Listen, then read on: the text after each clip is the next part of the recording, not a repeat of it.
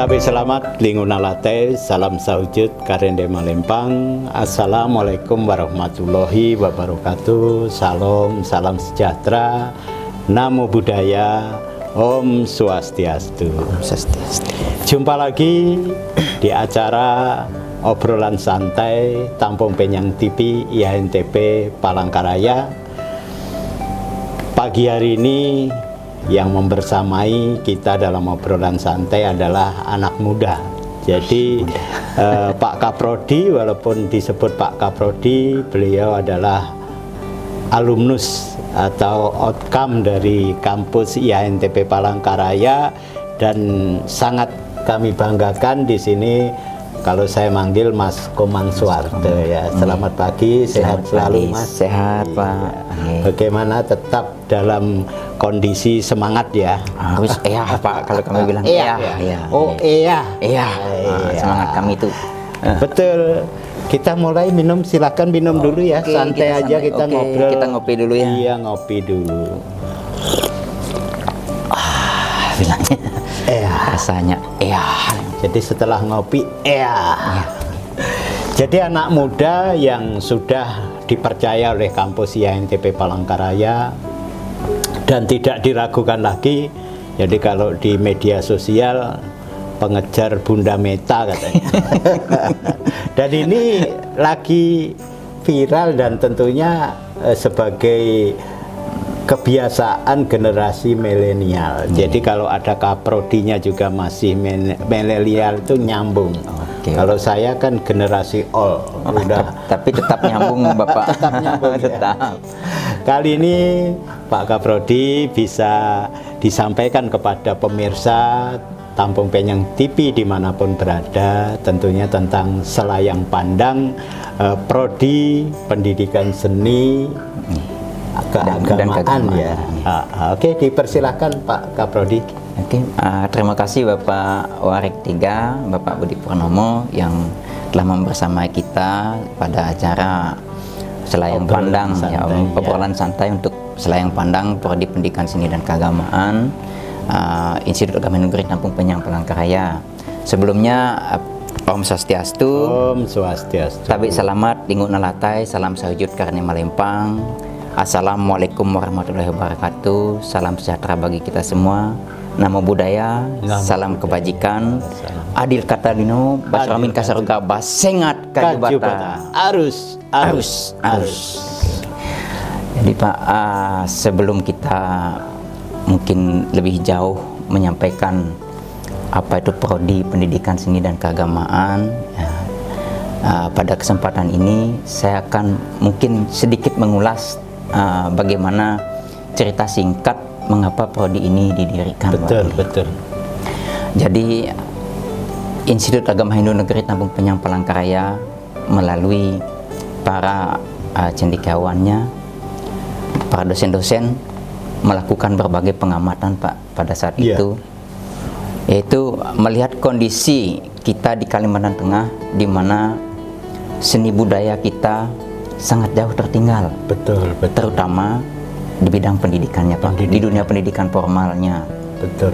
Karena pada saat tersebut kita di sekolah-sekolah belum ada Pak memiliki namanya guru pendidikan seni budaya itu yang berbasis keilmuan itu berbasis seni budaya. Betul. Karena yang mengajar guru-guru seni budaya yang mengajar itu diambil dari guru-guru kelas Pak. Guru kelas yang mungkin di sana dilihat, oh kamu bisa sedikit tentang ini, ada ngenal sedikit tentang seni budaya gitu.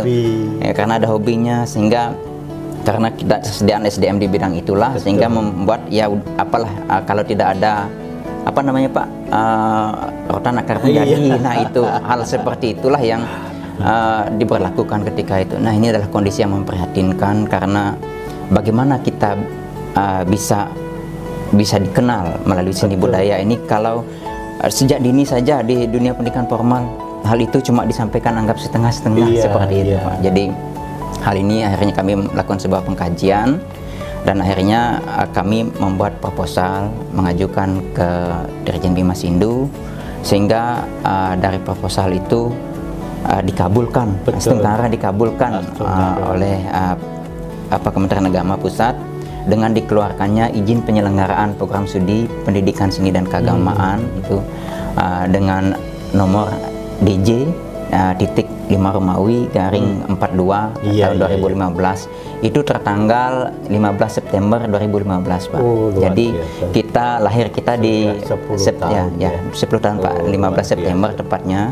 Tapi waktu tahun 2015 itu kita belum bisa melakukan penerimaan mahasiswa baru karena izin penyelenggaraannya baru keluar di Septembernya Pak. Jadi sementara penerimaan mahasiswa baru kan kita awali di Juli itu dan semuanya sudah selesai baru izin sehingga kita akhirnya melakukan penerimaan di 2016. Ada kepakuman. Nah, karena izin penyelenggaranya.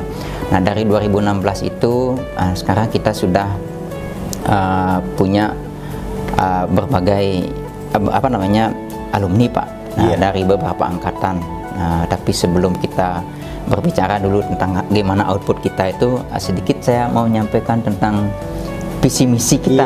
Jadi visi misi prodi kita, untuk apa prodi ini didirikan gitu. Nah, karena kita punya visi yaitu profesional dan unggulan di bidang pendidikan seni dan keagamaan berbasis IT 2028. Luar biasa. Nah, jadi mengapa ada keagamaannya? Karena kita adalah salah satu prodi yang berdiri di Institut Agama Universitas Muhammadiyah Palangkaraya dari Kementerian Agama.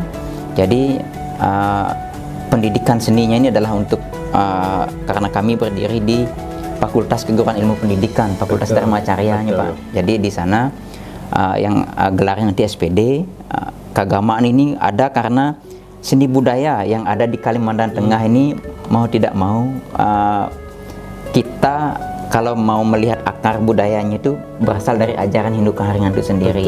Betul. Baik di seni rupanya, misalnya ada sapundu, ada berbagai patung-patung karuhe lainnya, dari segi anyamannya dan sebagainya itu banyak bersumber dari ajaran-ajaran keagamaan secara filosofinya. Di seni suaranya seperti tanda, kemudian ada kandayunya, ada seni-seni suara, misalnya ada kandannya, karunyanya dan sebagainya, itu juga bersumber dari ajaran Hindu Kaharingan. Kemudian di seni tarinya ada kanjan Pak, misalnya kanjan patahu, kemudian kanjan di pecara tiwahnya, kemudian ada menasainya pun sebenarnya itu juga karena mengitari sangkaraya dan sebagainya juga berdasarkan itu, tapi ada proses pengembangan akhirnya menjadi untuk hiburan. Nah, hal seperti ini membuat kita di Prodi Pendidikan Seni ini yang punya kita di Tampung Panjang Palangkaraya ini memiliki keunggulan karena bernuansa kearifan lokal Kalimantan Tengah, Kalimantan Tengah itu sendiri, sehingga ini tidak dimiliki oleh prodi-prodi pendidikan seni yang ada di lainnya, apakah di luar Kalimantan ataupun yang ada di Kalimantan Tengah ini sendiri. Kemudian dari visinya itu Pak, profesional dan unggulan berbasis IT itu, berbasis IT. Nah, untuk mencapai visi ini tentu harus dijabarkan dalam bentuk misi-misi Pak, apa yang akan kita lakukan untuk mencapai itu gitu. Jadi Prodi Pendidikan Seni dan Keagamaan memiliki 3 misi, yaitu yang pertama adalah menyelenggarakan Tridharma Perguruan Tinggi di bidang pendidikan seni dan keagamaan. Jadi Tridharma Perguruan Tinggi itu meliputi adalah pendidikan dan pengajaran, penelitian dan pengabdian tadi di bidang pendidikan seni dan keagamaan. Kemudian yang kedua adalah menyelenggarakan tata kelola prodi pendidikan seni dan keagamaan yang baik, good governance. Jadi karena salah satu prodi yang bisa unggul tuh tata kelola prodinya harus baik. Jadi ini menjadi misi kita, baik dari pengadministrasian kita, tidak hanya sekedar hard copy sekarang karena berbasis IT kita sudah membuatkan soft copy-nya yang tersimpan dalam misalnya Google Drive dan sebagainya, sehingga dokumen-dokumen prodi itu bisa tertata dengan baik. Inilah mengapa ada misi good governance, tadi melaksanakan tata kelola prodi yang baik. Kemudian yang ketiga, misi kita adalah agar terciptanya profesional dan unggulan, kita memerlukan yang namanya jejaring dan kerjasama. Jadi kita menyelenggarakan itu jejaring dan kerjasama. Yang baru-baru ini kami baru melaksanakan studi tiru juga ke ISI Yogyakarta, ke Prodi Pendidikan Seni pertunjukannya. Kami sharing di sana tentang aktivitasnya, sehingga apa yang menjadi mungkin ada kelebihan atau sesuatu yang bisa kita ambil, bisa kita ekspresikan, bisa implementasikan di kampus kita. Melalui inilah kita bisa berkembang menjadi lebih baik lagi, sehingga mendukung nanti misi daripada kampus kita itu, yaitu profesional, unggulan dan religius tadi. Unggulan dan religius. Luar biasa. Karena kita berkarakter Pak, prodi kita. Iya. Jadi lulusan kita itu tentu akan, mungkin ada orang yang bertanya, Pak, ini menjadi apa nantinya gitu profil lulusannya. Nah, sekarang Prodi Pendidikan Seni dan Keagamaan itu telah menerapkan kurikulum pembelajaran, yaitu kurikulum Merdeka MBKM. Merdeka Belajar Kampus Merdeka MBKM.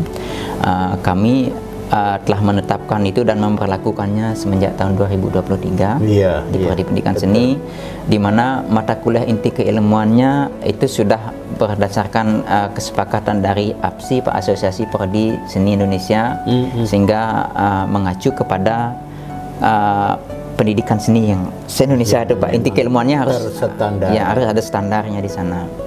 Tapi kami juga memiliki ciri-ciri, penciri. Ada penciri institusionalnya yang 7 mata kuliah lokal yang wajib ada di semua prodi di Tambak Penyang, seperti penaturan, acara agama Hindu Keharingan, teologi Hindu Keharingan, ada bahasa daerah, tawur, tandak, ya. Jadi hal ini mengapa harus ada? Karena berbagai filosofi seni tadi yang seperti saya ceritakan tadi, Pak, dari sana, sehingga mereka harus memahami secara filosofinya, karena seni yang tidak berakar secara filsafat tadi bagaimana dia akan kehilangan makna, Pak, gitu. Tanpa filosofinya. Guru-guru seni budaya yang diharapkan nanti mereka tahu filsafatnya seperti apa. Nah, jadi profilnya yang pertama, Pak, karena kita memiliki di kurikulum itu sudah kita jabarkan profil Prodi Pendidikan Seni itu ada 3, yaitu pertama adalah sebagai pendidik seni budaya. Mantap. Ya, jadi pendidik seni budaya ini menjadi guru seni budaya, Pak. Menjawab tadi permasalahan yang awal yang di lapangan, di mana ternyata nari hobi. Akhirnya supaya bagaimana pendidikan formal di sekolah-sekolah yang baik di jenjang pendidikan dasar sampai menengah itu benar-benar nanti memiliki guru-guru yang memiliki kualifikasi pendidikan seni budaya. Nah, inilah menjadi itu yang pertamanya, Pak, dan lulusan kita, alumni kita ini sudah ada 56 orangan. Jadi sekarang mereka sudah banyak juga yang terdata dalam data pokok pendidikan Dapodik menjadi menjadi guru seni budaya itu sendiri. Kemudian profil kita yang kedua menjadi peneliti di bidang seni budaya, Pak. Peneliti seni budaya. Mengapa perlu ada profil seperti itu? Karena tulisan-tulisan terkait dengan seni budaya tulis kita itu masih sangat kurang sebenarnya di Kalimantan Tengah ini pada khususnya, apalagi yang berkenaan tulisan-tulisan tentang seni budaya. Sehingga untuk memperkuat literasi, ya semoga nanti lulusan kita juga bisa menjadi pakar-pakar, peneliti-peneliti itu yang menuangkan hasil penelitiannya dalam jurnal, dalam buku dan sebagainya, sehingga dari buku pun mereka bisa berkarya dan memperkenalkan seni budaya itu sendiri, dan juga tentu mendapat omset juga, cuan, cuan ya bahasa kita sekarang. Sedikit cuan yang dari hasil seni, hasil itu. Nah, kemudian yang ketiga, profil lulusan kita yang ketiga yaitu akan menjadi instruktur seni budaya. Mantap. Ya, betul. Jadi instruktur seni budaya ini lagi viral ya. Ya, sekarang pelatih tari. Ya, jadi disanggar-sanggar karena banyak yang sesuatu yang tidak bakat minat siswa-siswi generasi muda kita yang di sekolah belum mampu dituangkan secara maksimal.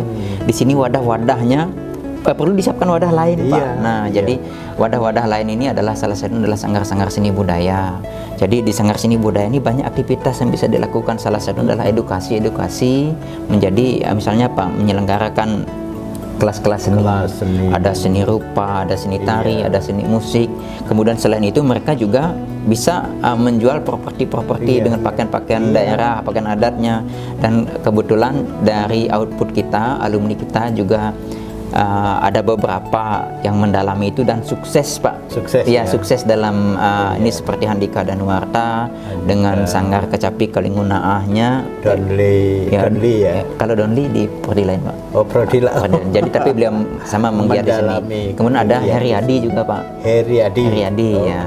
Jadi mereka melakukan penyewaan dan penyewaan itu luar biasa omsetnya setiap hari. Dan kemudian mereka juga menawarkan jasa di bidang seni budaya, misalnya membuka lawang sekepeng pada acara perkawinan, jasa tarian untuk hiburan, kemudian selain melakukan edukasi berupa kelas-kelas seni untuk kursus seperti kursusnya. Nah, ini struktur profil ketiganya ya. Nah, jadi dengan adanya 3 profil tadi, tentu lulusan dari prodi pendidikan seni ini tidak akan kesulitan mencari pekerjaan, karena malah menciptakan ya, bukan hanya sekedar mencari, tapi dia bisa mencari orang-orang atau karyawan lah untuk mengikut. Nah, ini jadi bisnis di bidang karena kita juga membekali Pak di mata kuliahnya dengan mata kuliah kewirausahaan seni. Nah, jadi disinilah kita memberikan ruang supaya mereka tidak hanya sekedar membeli nanti untuk digunakan, tapi mereka bisa berkarya untuk digunakan oleh orang lain, seperti itu. Nah, kemudian yang mata kuliah unggulan kita juga yang berbasis IT itu, misalnya kita ada desain grafisnya di sana. Jadi bagaimana seseorang itu bisa mendesain sesuatu dengan teknologi kekinian gitu. Misalnya seni rupa kemarin. Jadi kami juga pakaian karnaval. Kami membuat pelatihan desain grafis kemarin untuk mendukung outputnya juga. Kemudian fasilitas yang kita punya cukup banyak juga Pak. Kita punya lab seni musik tradisional Dayak. Ada 18 jenis item musik tradisionalnya. Kita punya kangkanong, kita punya garantung, kita punya suling belawung, suling bahalang, ada punya kacapi, punya rabab, ada riong. Jadi ada gandang manca, gandang main itu lengkap sebagai museum mini seni jadi itu seni musik tradisional itu kita punya, karena ketika ada mata kuliah seni musik tradisional Dayak yang di kurikulumnya diperkenalkan, langsung di sanalah mereka mempraktekkan. Kalau nggak ada alatnya, media pembelajarannya bagaimana kan? Kita sudah punya itu Pak. Kemudian untuk mengkolaborasikan itu kita juga punya lab seni musik modern ya. Jadi di sana juga ada piano, kemudian ada gitar, ada drum. Nah, ini sehingga ketika musik tradisional itu bisa dikolaborasikan dengan musik modern. Nah, kemarin kita tampil dengan di Iaken menampilkan kolaborasi itu Pak. Jadi cukup menarik hasil yang kita punya. Kemudian selain itu kita juga dilengkapi dengan berbagai UKM penunjang Pak untuk di prodi pendidikan seni. Itu ada misalnya Sanggar Tari Pelampang Tarung, di mana bakat-bakat mereka bisa mereka kembangkan di sana sebagai wadahnya. Kemudian ada seni tabuh untuk musiknya, kemudian lawang sekepengnya juga Pak. Jadi apa namanya seni bela dirinya, di mana di dalamnya ada kuntau yang diangkat Pak oleh Pak Budi Sepenson ya sebagai pembinanya. Jadi ini membuka peluang. Selain itu juga ada UKM kerajinan tangan, juga ada kewirausahaan. Nah, yang ini yang akan mendukung banyak sebenarnya UKM lagu rohani juga mungkin cipta lagu rohani dan sebagainya. Ini kan mendukung semua pengembangan sehingga output kita itu pasti akan kaya wawasan. Nah, selain itu juga salah satunya mini recording ini Pak, kita usulkan juga untuk bisa digunakan mini recording studio rekaman ini bisa kita gunakan untuk membuat media-media pembelajaran edukatif yang berbasis IT. Jadi anak-anak itu bisa menggunakan fasilitas kita semua. Tidak gaptek ya. Iya, tidak gaptek nantinya. Mungkin itu sekilas gambaran. Luar biasa pemirsa TV Tampung Penyang dimanapun berada, susah ngerem kalau udah anak muda cerdas tuh ngomongnya, jadinya berurutan dan apa yang disampaikan itu betul.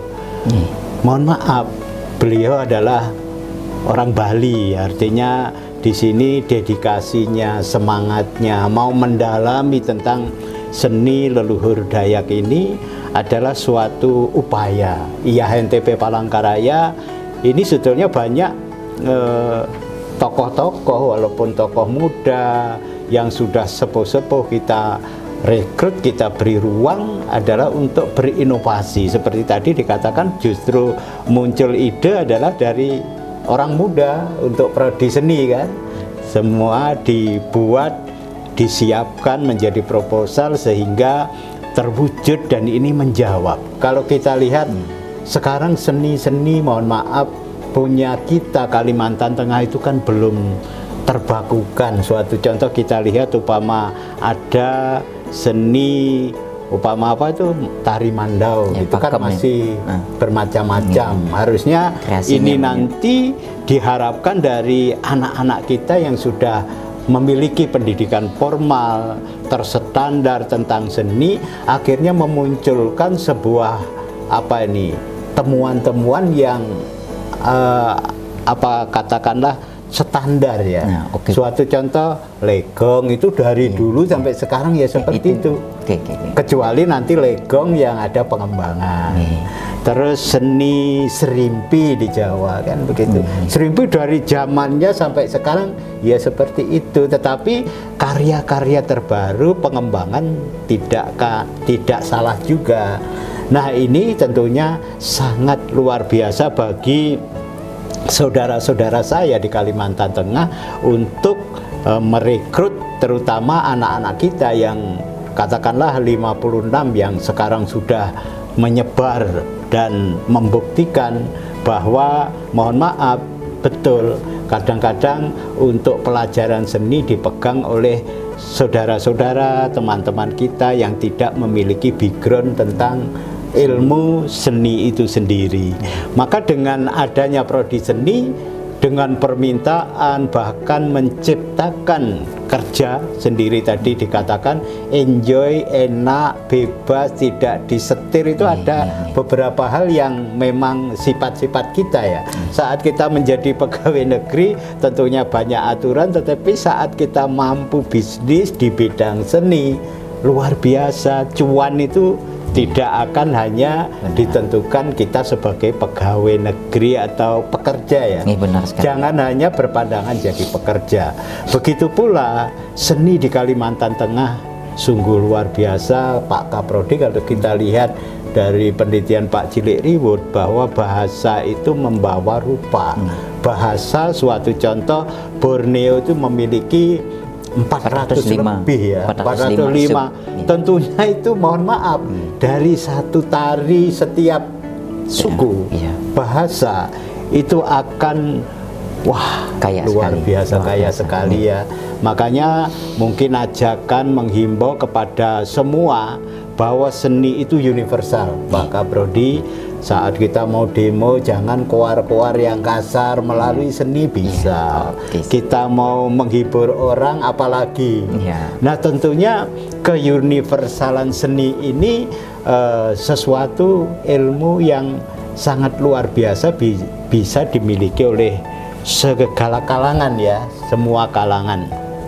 Maka dengan ini mungkin ajakan Pak Kaprodi untuk alumni atau tamatan-tamatan SMA, adik-adik kita, anak-anak saya gitu, yang mungkin tadi memandang bahwa seni itu mau jadi apa, akhirnya sudah dijelaskan oleh Pak Kaprodi, nggak habis kalau kita bahas satu kali pertemuan, karena nanti saya minta waktu per poin gitu. Jadi seni ini kan baru seni secara global, padahal seni itu berapa banyaknya sub seni-seni yang ada. Dan semoga nantinya dengan keberadaan prodi seni ini akan terpenuhi, terutama tadi yang saya ingin menjawab adalah keperluan pembelajaran muatan lokal yang ada di SD yang dasar.